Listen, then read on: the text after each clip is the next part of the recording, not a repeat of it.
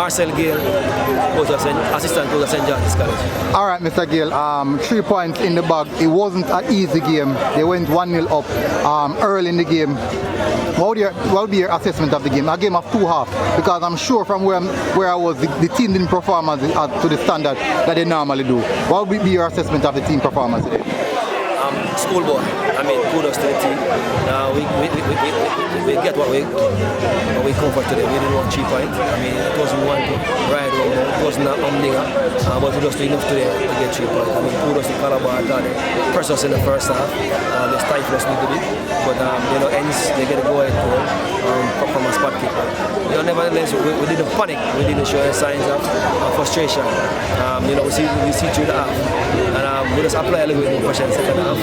Press a little bit more higher and try to do back what they did to us. And I mean, the result was kick off. And I mean, we get that sentence to go. We just want to manage the game from there because, it's a long season. We just want to keep it body fresh.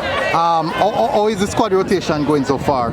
I see you guys made a few changes later on in the game. How is the squad rotation? Did those changes came a bit late because of the nature of the game, or you wanted to make it a little bit earlier? How do you say about that, the squad management going so far?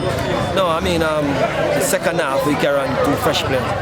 Second half, one of those players scored is Jackson scored one of those goals. Agent Reed scored another one. So we have made change as the beginning of the second half. We make 2 changes. We have take rotation and take out the lands of 2 man.